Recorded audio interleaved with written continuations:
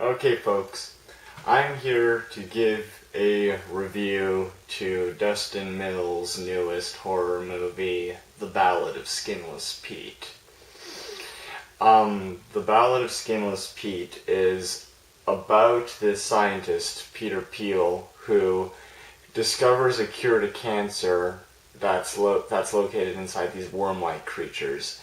The thing is that it has a tendency to dissolve flesh, and when they don't get backing for the research they need to do to see if they can actually use it, he decides to test it on himself, and it turns him into this skinless, venomous, acid-spewing monster who takes his research assistant prisoner, and yeah, that's pretty much it without giving too much away. I really liked this movie. I really dug this friggin' movie. If I had to compare it to anything, I would compare it to a cross between Cronenberg's The Fly with The Phantom of the Opera. Maybe a bit of Slime City in there too.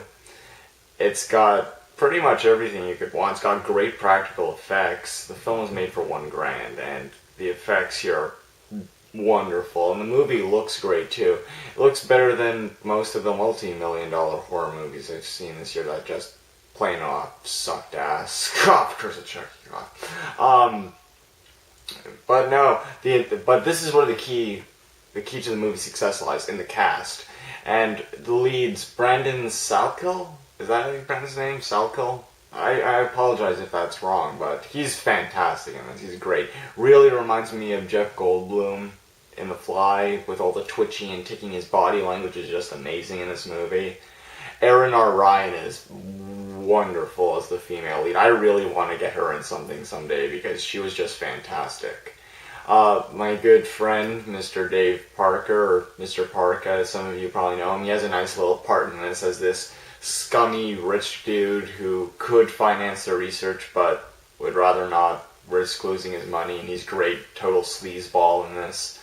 The other actress, I can't remember her name at the moment, which pisses me off, but she was really good too. And honestly, I can't say enough praise for this movie. It's probably one of the best horror movies I've seen this year, and I can't wait till it's available on DVD for everybody to buy, because if you do like stuff like that, if you like body horror, if you like cool practical effects or low budget stuff, or just really good character driven horror movies, I think that this movie will please a lot of people. I've only seen one other Dustin Mills film. It was Bath Salt Zombies, which was tonally very different from this. Bath Salt Zombies was obviously much more of a comedy, a much more fun, over-the-top, goofy type thing. And this still has a lot of over-the-top stuff. It's got monsters in it, it's got a lot of goo and slime and melting and gore. But like I said before, it's much more of a tragedy. It's a sad little character drama that uses melting and monsters and gore as kind of just wraparounds for all the characters. That's pretty much all I have to say. I thought that it was amazing, and it's totally worth buying. It's easily going to end up in my top favorites of 2013 list, I can guarantee that. So that's it, really.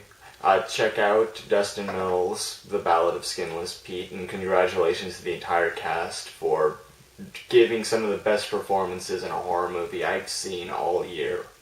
You really raised my enthusiasm for the genre, which was kind of going downhill with a couple movies that just really irritated me. So thanks again, Dustin, for letting me see the movie in advance and giving this review, and keep up the awesome work. Loved it.